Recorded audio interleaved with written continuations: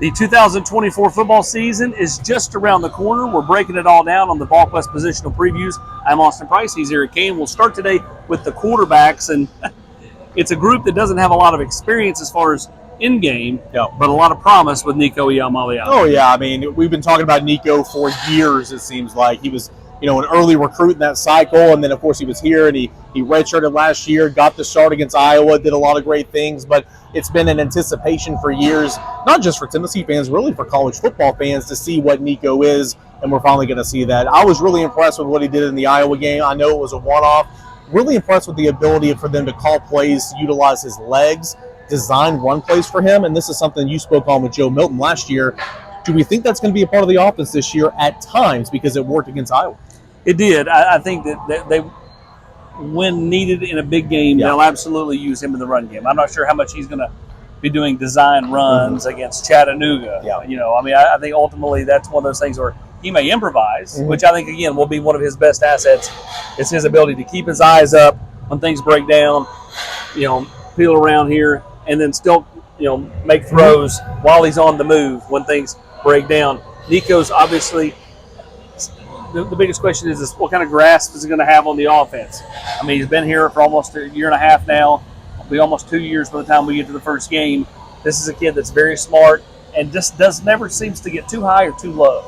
Yeah, I mean, he's competitive. He was always competitive last year in practice, pushing Joe Milton and everything, but he was also a sponge. I remember he said, I wanted to be to Joe what Joe was to Nico, and that's being a second set of eyes, learning, asking questions, and trying to help develop. He did that last year. And then in spring, you heard players and coaches alike saying, hey, he was communicating between the plays, talking with his offensive line, talking with his receivers. And that's another part of his game where it's going to grow in terms of leadership and being the commander-in-chief of the offense. And so that'll continue to evolve. But he's a smart kid. He'll make mistakes, for sure. Everybody's going to make mistakes. But something you said a moment ago, his ability to make plays happen, not necessarily on the run, but maybe off platform, maybe out of the pocket. That's something that Joe did not have in this offense last year, and something you lacked, of course, when Hendon was here, and that was a great thing. You didn't have it last year. I think you'll see Tennessee use the middle of the field a lot more, too. They're obviously always going to use the edges. That's the Heupel brand. But I think his ability to work the middle of the field, something that Hendon did pretty well. They didn't do a whole lot of last year. I think you see that return in 2025. Now, if something happened to Nico, the question we always get is, who would they turn to?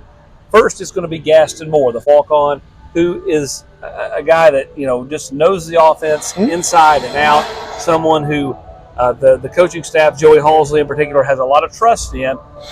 Good enough arm, smart kid that can make plays. Yeah, don't forget, Gaston Moore came to Tennessee from UCF when Josh Heupel was hired. He came to Tennessee and walked on. So he's been in this offense for 4 years now. This is going on his 5th year. Knows it inside and out, knows where people need to be.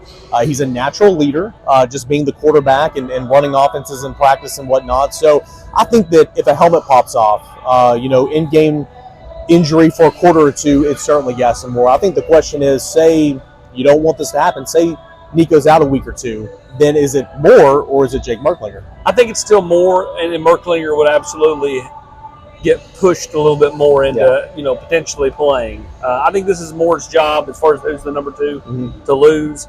I think it'll be up to Merklinger to take it from him, in fall camp and then really into the season. I think that's the biggest thing for Jake Merklinger is continuing to compete once the season starts, which a lot of guys don't. They, when you're the third-string quarterback, you just kind of, fall into that line of being the third-string quarterback. I don't think Tennessee can afford for him to do that. I think they need him to continue pushing all the way through the start of the season, into the season. Yeah, and, he got better.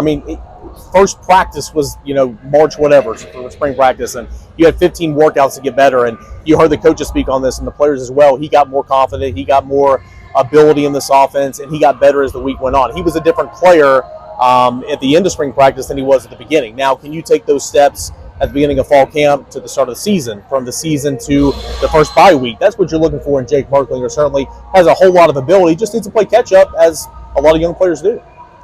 A lot going on here on campus. We've got all the drills and stuff outside. We got the music here inside the Anderson Training Center.